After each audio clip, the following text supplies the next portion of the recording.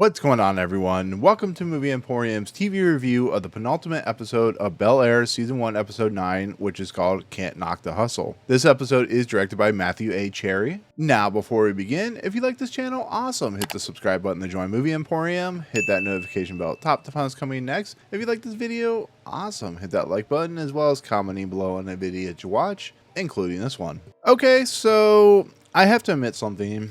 I am kind of at my end's rope with this series that is Bel-Air. I think it has some interesting moments, but I think some problems with the series has become a lot of boring material, a lot of the same stuff repeated over and over. And yes, I know this is the first season, but I want more out of it. I expect more out of it. This is a series that has a lot of potential to be something unique, to go past what the original content put out. I'm one of those people that I will always stick by until it gets to a point where I just can't do it anymore. And I'm really close with this series. And thank God this episode, Can't Knock the Hustle, came out, because it actually kind of rejuvenated my interest in the show a little bit, to be fairly honest. Yes, it still follows some same tropes, but this show actually progressed somewhat, which I thought was kind of interesting and kind of unique and kind of welcome thing, I guess. It was very, very strange to see, a series that I was kind of like very cool on,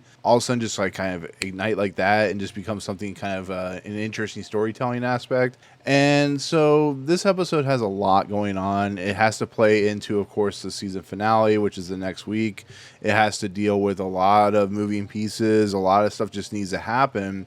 And there are a couple things that caught me by surprise. I was expecting certain things to happen. They did happen, but they didn't happen the way I expected. So I was just kind of, okay, cool. This is an episode that I found probably the best of the series, to be fairly honest. But what this episode is doing is, in essence, allowing these characters to progress, to come to defining moments, defining ideas. What are these characters going to do? How are they going to progress into the possible? I think that's already been approved, but the second season, what is this? What are they? The characters that are doing what they need to do. Does it come to that full conclusion? By the end of the episode, and we get into different pieces and parts of this episode. Like the Hilary stuff. It's good. It's fine. It hasn't really progressed too much. It's actually kind of the weak point in this episode, which I don't necessarily have a problem with Hilary. She's a character that is going to have some stuff, I'm sure, happen in the season finale of the series for this first season. But I also think she's going to be a character that's going to play some really interesting, important stuff in the next season. At least I hope she does, because if her character was just all this build up to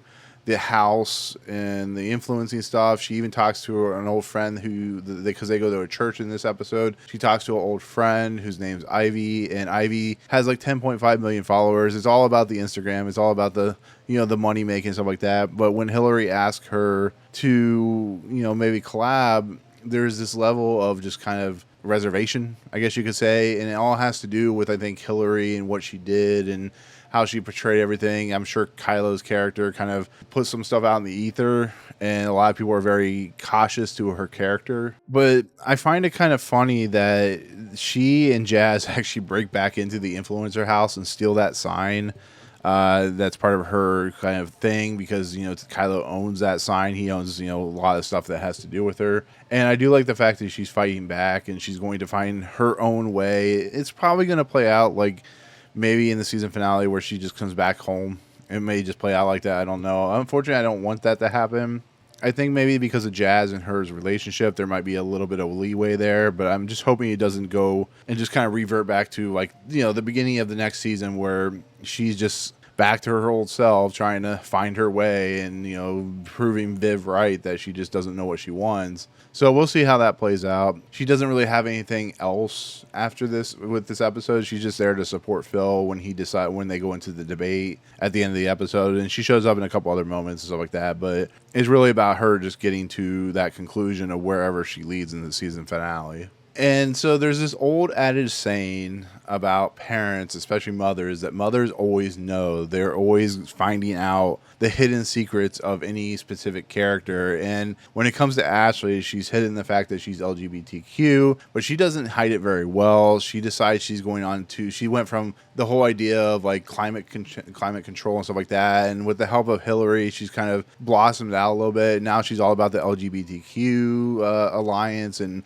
Viv comes up to her and questions her about that. And she talks to the Reverend, who was part of like, I think their third episode or something like that. And Viv approaches her and asks her, is there something you want to tell me? Because Viv knows after this whole incident that there's something on Ashley's mind, and the fact that she doesn't say anything, that Ashley doesn't say anything, she just goes back to her phone, and how she kind of acts towards Viv and stuff like that, it really kind of proves that Ashley's just not in a place to say anything. But Viv's like, I'm always here for you, whatever you need to talk to me about. And it frustrates her because I don't think Viv is going to be that kind of person that if she comes out of the closet, that's going to be like the one that kicks her out of the house, that disowns her as a daughter. And I think that's why Viv's character has kind of improved so much throughout the entire series, is because she is an individual that has a lot on her plate, but she can take the time out of her day to be with her husband, to help him with his campaign, help the kids out. And that's why she's so conflicted. We'll talk about that later on, but that's why she's so conflicted with the whole idea of, the situation at hand, with the whole idea of, the scholarship that comes up, and then, the idea that Ashley's gay, and she knows it, and she talks to a couple of returning characters from maybe the older series. We'll talk about that, but I really thought that was an interesting moment. I'm really intrigued to see if this is going to bring Ashley more to the forefront. I think I said last week, I don't feel that's going to happen, at least in this season, probably the second season, but Ashley's one of those characters that is really important to the series, on the simple fact that she is a situational character that has a very important thing to her logic and reasoning. And I'm really excited to see if they can kind of develop on that, if they're worried that it's going to make the audience who watches the show very upset. I don't know, but I really feel like they can be very progressive with this and do something really cool with this. So there's that whole thing with Ashley. That's pretty much all she has in this episode. That's why I'm leaning towards the smaller stuff, just to get it out of the way. I think the idea of Ashley's character could be really something special if they develop it properly, which they really gave her a lot of screen time in this episode, which she really hasn't had. And I just like the kind of conflicting nature of what Viv is trying to deal with and go on, all that good stuff. So, and that of course leads to Carlton's character, which I thought, is a character that was really kind of down on for a while, and then it kind of improved in the last episode.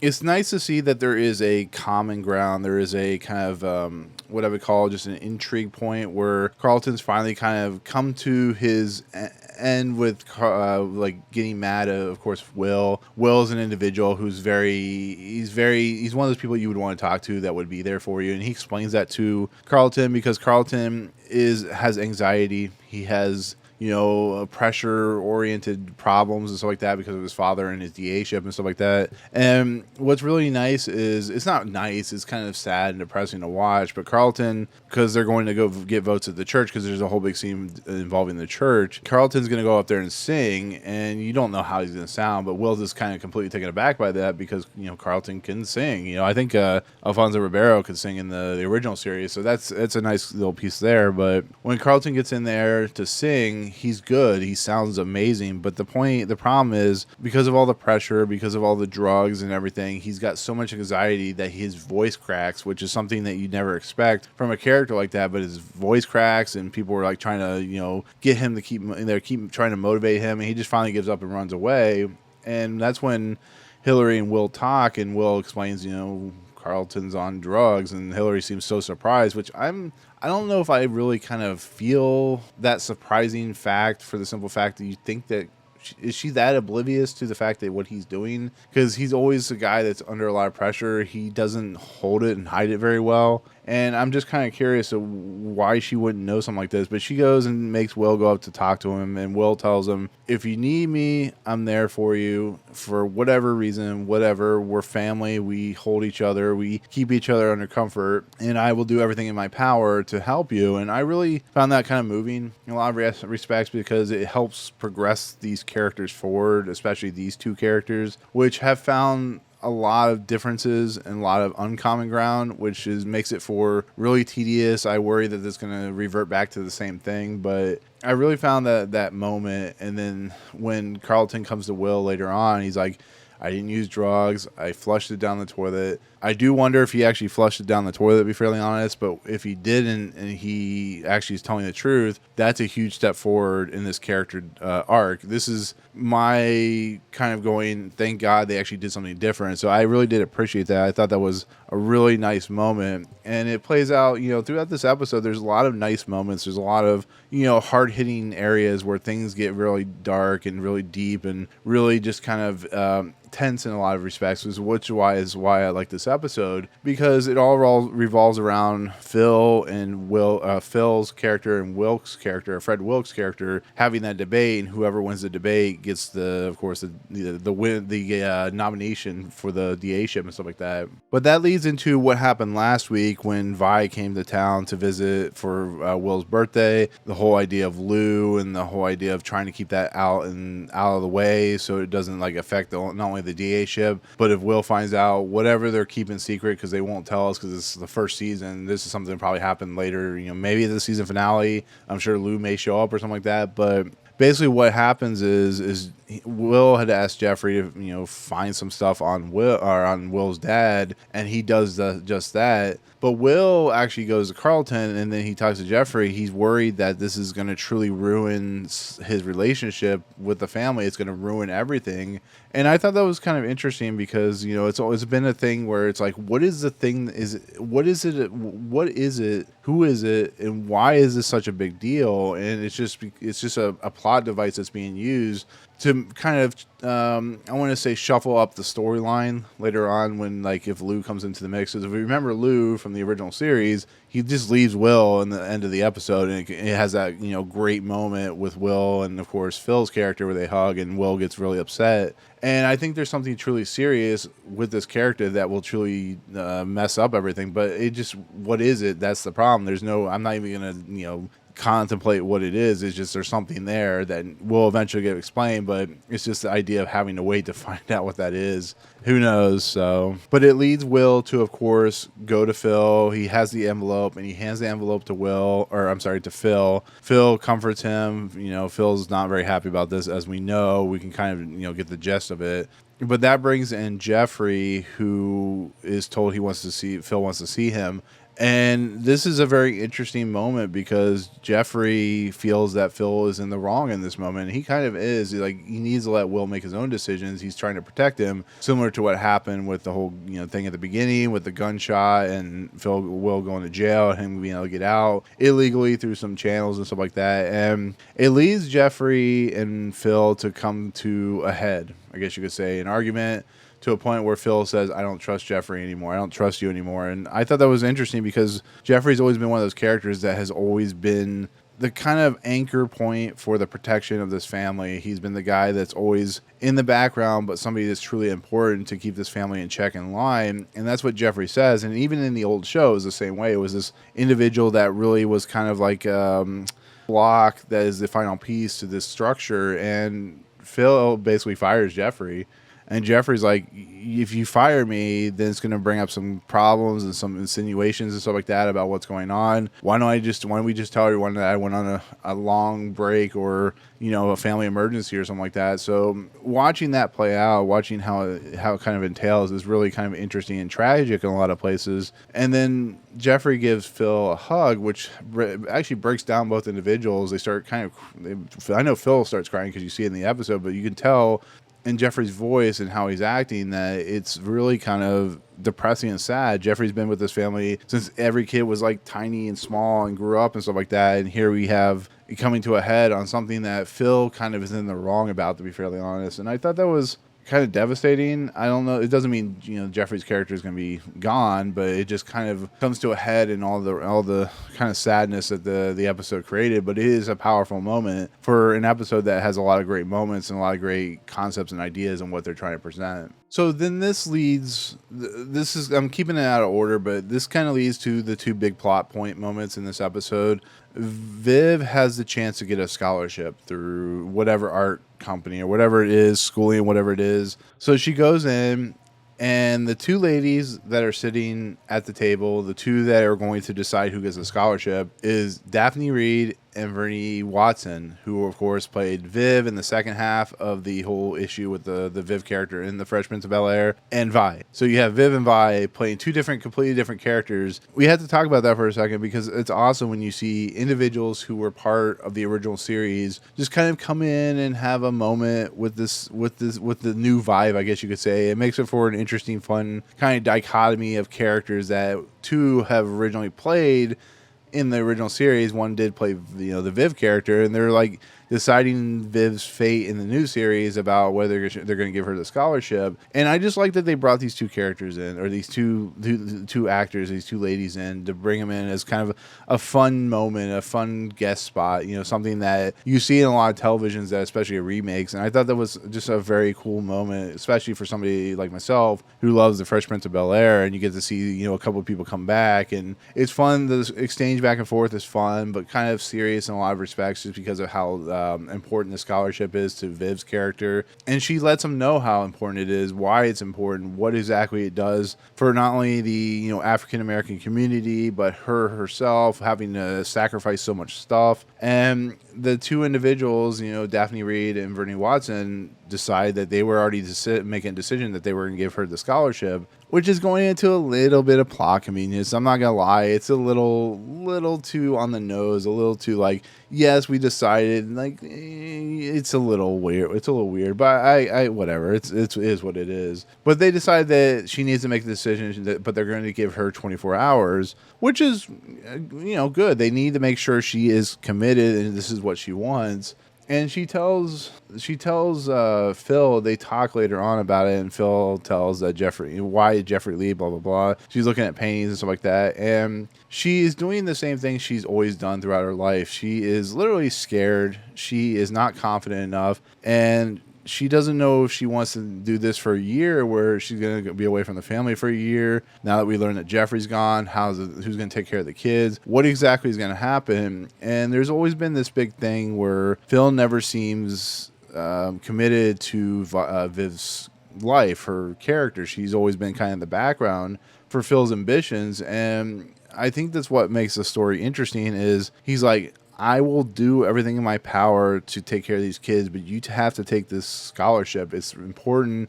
It's what you've always wanted. It's something that will drive you, and I'm here to support you. And that's a pretty big statement because of what Phil has done in the past. She later on calls, I can't remember which character it is, but she calls one of the individual ladies and is like, look, I have all these problems. I had my nephew come from LA. I have this girl, one girl who will not talk to me about, this is talking about Ashley, will not talk to me. You have somebody, Carlton, who's dealing with this. My husband's DA ship. It's just all these kinds of things. She even talks to Phil and is like, how are you going to do it with your DA ship? And the one, and she says on the phone, not Viv's character, but the other one, is like, look, we told you to wait 24 hours. We're not taking an answer right now. You need to sit on this, stew on this, and do everything in your power to figure out if this is what you want. And I'm like, that is awesome, because it is really important that she needs to make the decision. Yes, it kind of leans into the final act of this episode, but it really is nice. It really is important that she makes this decision. But I like that moment. But that leads into the official end of this episode, and we'll go back a little bit. Will and, of course, Lisa are having the thing where they're in between the two fathers who are debating. Fred's like, you are not going to talk to him ever again. He is my enemy's, nephew. And she's like, why? Why do you care? And then that's when he pulls out the phone and he shows it to Lisa. He's like, look, Will was, of course, in jail with the gun incident and the whole Judge Robinson thing. And she doesn't want to believe it, but she goes, of course, to the mansion, Will's house. And as Will and Carlton are leaving, or they're leaving to go talk to Phil, she's in the house. She enters the house and she shows the phone and she's like, is this true?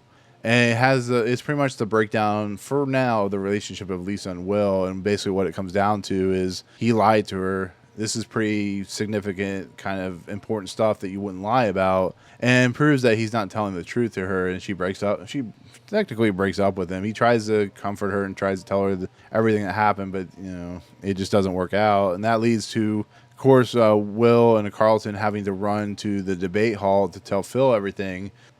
but when they get there, Phil has already been approached by Judge Robinson. The whole thing with Will's character and what happened to him, and even when they talk to him, he's like, I kind of already know, everything's fine, rest assured, blah blah blah blah blah. And in the process of everything, Phil has been given advice about being going for the throat, going for the artery or whatever. And he steps out onto the stage, to the podium, and he gives a little nice speech, as the opening statement. And this is what I talk about, the one thing I was not expecting. He basically rescinds his candidacy for DA-ship, or his district attorney. And he gives the nomination. He actually gives the nomination and sides with Fred Wilkes' character. And I always figured that Phil is probably going to lose, like just the whole stuff with Will and just how he's kind of confronted everything. I had a feeling it was going to happen. But this is basically Phil saying, I have dark secrets. I don't want these dark secrets to get out. I want everything just to... I want to be there for my family. And that's when he decides to rescind his DA-ship or his nomination for it. And it leads him to telling Viv, here's my stance. Go out and do what you need to do with your art gallery stuff or art house and your lectures and stuff like that. And it was kind of convenient that she was still given that other few hours to make a decision, and Phil rescinded his thing. So it is plot convenience and plot kind of circumstances or whatever. But in the circumstance of this episode, and especially this series, it was not bad. It was kind of intriguing and unique. It felt a little convenient in what it was trying to do, but it's that's where the episode ends. And like I said, this episode gives a lot of interesting development for a lot of interesting characters and allows these characters to progress in certain ways that is going to lead, of course, into the season finale in whatever form and factor that is. Like I said, I haven't seen the episode, but I can imagine that it's going to be a very cliffhangery type, I don't know if that's a word, cliffhanging type of an episode where something's going to happen. Maybe Lou shows up at like the last second and it goes to black and that's the end of the episode for the season. Or there's going to be something that happens. Who knows what happens? I don't really have any idea. Like I said, if this were a season finale for this season, that would probably be not bad, to be fairly honest, because there's a lot of open-end questions, but there's a lot of pieces that have been placed to lead enough into just like the next season, him not doing the DA-ship. You leave for the rest of the season, you come back, and of course it's been a year or something like that. I mean, who knows what's exactly going to happen. This leads into another episode. This leads into the season finale, and I thought this was a great episode. Penultimate episodes seem to be very good for some reason. I haven't figured out why they have so much focus on the second to last episode, but it always seems to lead to the season finale never being as good as it needs to be. And I don't know if it's just they feel like they can get a lot out before the end of the season. So here this is the best episode of the season. I feel like it is justified in just working as a great kind of episode with a lot of pieces kind of working its way out and changing things up. And yeah, it was a pretty good episode. So, but yeah, I think that's pretty much everything. It's just an episode that had a lot of good stuff in it. So, with that said, to kind of conclude for this review, my score for this episode, I'm giving it a 9.5 out of 10. Some of those plot conveniences, well, not the worst thing in the world. They do detract from the episode because there's certain things that happen, especially with Viv having to wait 24 hours, and that's when Phil decides he's not going to run for DA-ship anymore.